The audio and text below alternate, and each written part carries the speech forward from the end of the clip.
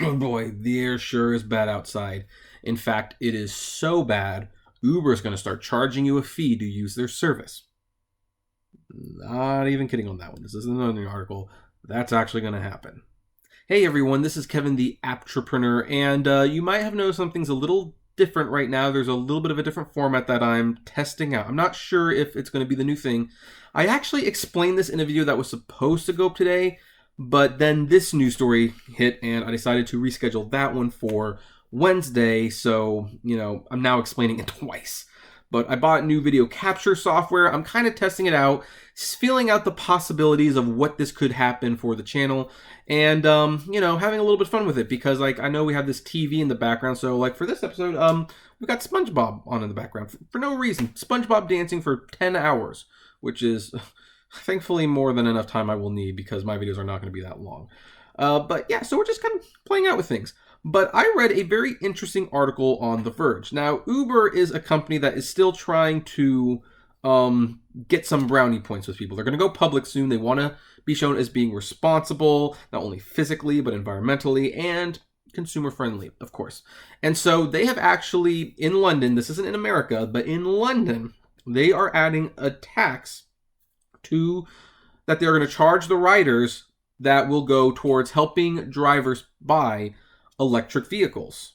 And this isn't a joke. According to this article from The Verge, Uber adds a clean air fee in London to help drivers upgrade to electric cars. Now, this is a very good thing if this is true, but let's look a little closer. I'm always a little bit more skeptical of Uber. So here's how the article goes. London residents who use Uber will have to pay an extra 15 pence, aka 19 cents in US dollars, per mile under the ride-hail company's new clean air plan that was announced Monday. The surcharge will go towards helping Uber drivers switch from dirty fossil fuel burning cars to cleaner battery electric versions, with the goal of having all cars on the app be fully electric in London by 2025, which, that's fine. If Uber wants to have nothing but electric vehicles on their platform by 2025, that's fine. Now, what's interesting about this is that Uber, according to them, the flying car will be available by then, and the self-driving cars will be out. So why do they need a program to encourage drivers to reinvest in new vehicles for their platform unless those things are simply not going to be available by 2025, in which case this is kind of a subtle acknowledgement that this isn't actually going to be a thing, that they're going to have to do something a little differently. But anyway, continuing. The average trip in London is about 3 miles, so riders can expect to pay an extra, more or less 58 cents in American dollars or 45 pence for every ride. All London drivers are eligible to receive cash payments from Uber to help them purchase an electric car. Okay, that's good. They are giving this money to the drivers, or at least they're sharing the money. I mean, if Uber takes a 20% commission out of this, then I think that's completely bogus. I actually think the drivers should get every penny of this fee to help them with the electric car, and I might even have some, potential solutions for them if they want to give me a chance on this. Uber says the amount of money drivers will receive towards the cost of an electric vehicle will be based on the number of miles they have driven on the app. For example, a driver using the app for an average of 40 hours per week could expect around 3,000 pence or $3,865,000 in 2 years' time, and 4,500 pence or $5,787 in 3 years in American dollars. So the average Prius, by the way, that's a hybrid. I'm assuming we're looking at economic cars like a Prius or something. They're not going to expect all the Uber drivers to get Teslas, which are purely electric. Maybe a Nissan Leaf, who knows?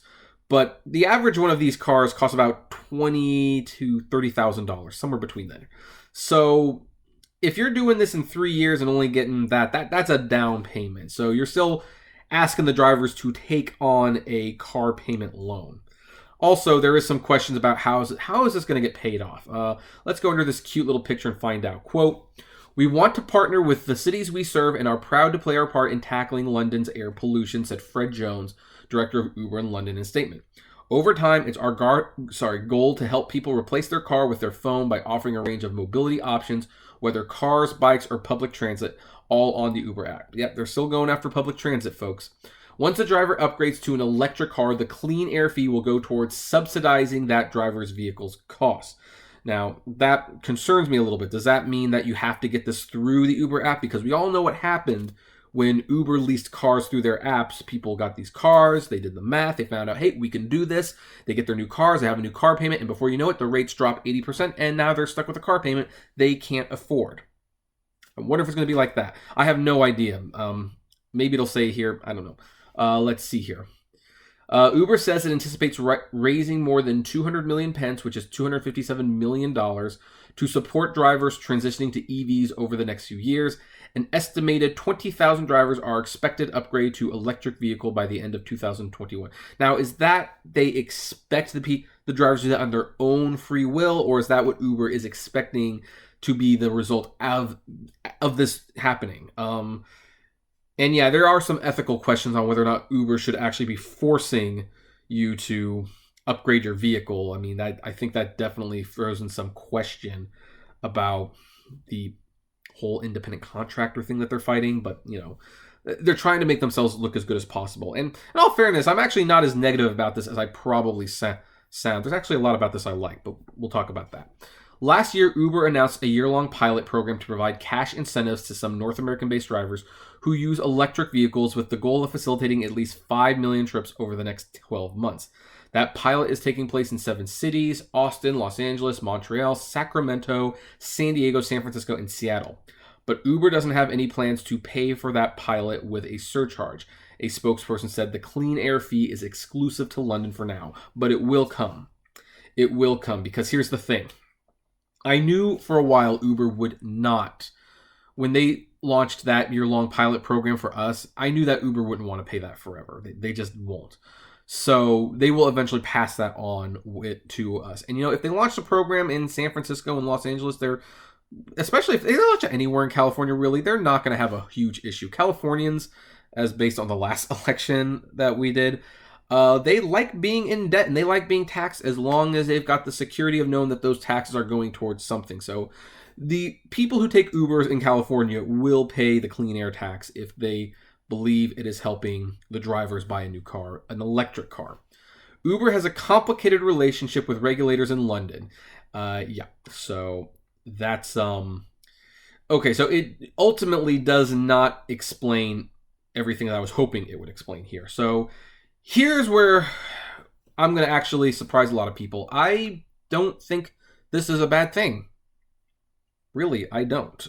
This is actually one of the most positive stories I've read for them for a while. And in fact, I like the idea enough that I'm even willing to offer a little bit of advice, because it doesn't exactly explain how the money is going to be rolled out. Because here's the thing. If they give the money just straight out to the driver, then this is just a pay raise, which I know a lot of people say, oh, well, that's good. I get more money. But the goal of this is to get the drivers to pay for the electric vehicles. So here's my suggestion to Uber. I would put this money in an escrow account, and I would hold on to it and I would let it build. I would let the drivers see how much you've accumulated over time under this plan. And after so much money, when the driver feels like they want to upgrade their vehicle to an electric car, then a system can be set up so that that money can go straight to the car dealership to, one of two things. It can either go straight to the car dealership as a down payment for the car, or if they can prove, like if they register an electric vehicle with them and they have the paperwork and everything, then that can be dispersed to them in case the person wants to buy the vehicle used or something. At that point, once the person has an electric vehicle, they can be highlighted as an electric vehicle friendly vehicle, and that ride will go back to the original rate, which again, Uber needs to raise the rates in general, but I'm trying to think about Uber, how Uber's thinking about this and how it can benefit them and us. So after someone has the electric vehicle registered, they officially become the cheaper ride. And at that point, the passenger will, maybe one of their VIP passengers will get electric vehicles for the cheap ride. I'm just trying to think, but this could be a good thing because I am concerned about our gas guzzling cars. I do plan to buy a Prius sometime after the wedding. A lot of money. If you saw my wedding invitations video, you know how expensive weddings can get. So, but I do want to get an electric vehicle. I don't know if global warming is man-made, but it can't hurt to curb the fossil fuels a little bit, in my opinion. So this might be a good little compromise. And if they give all of the money, because I do not approve of Uber if they take any piece of this money for themselves. It needs to go 100% to the drivers or to their escrow account. But if they could do this properly, like show that, hey, you've earned this much money towards a vehicle upgrade, then, that would be something I'd be okay with. Now, on the off chance, here's the thing, because some people say, well, we earned that money, maybe I don't want an electric vehicle. Here's the other thing you can do. If the Uber driver has no intention of ever upgrading their vehicle, and come this time that they've decided, you know what, we're not going to be able to upgrade, so we're going to quit Uber here and then. Whatever money they earned, Uber can pay them out at the end, kind of like a severance package. Well, we're sorry you didn't want to come along with us on this new venture. Here's your money. And that will take several years to get to that point.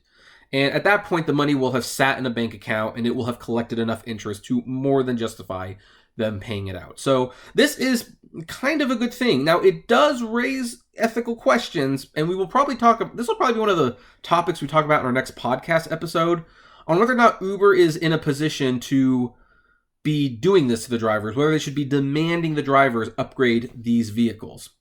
And I know Mark was kind of against it the last time they did it for us in America. And it's very interesting that they're launching this in London, because they're really trying to convince London that they are not the employers.